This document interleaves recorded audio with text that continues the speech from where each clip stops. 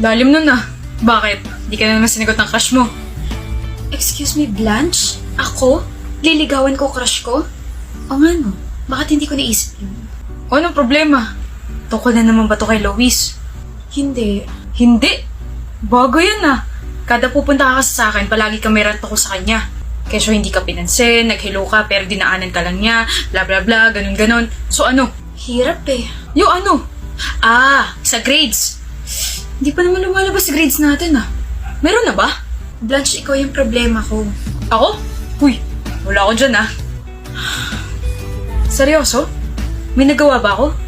Ano? Pag-usapan natin. Hindi ko maintindihan. Yung ano? Bakit palagi ka sumasagi sa isip ko? Ada.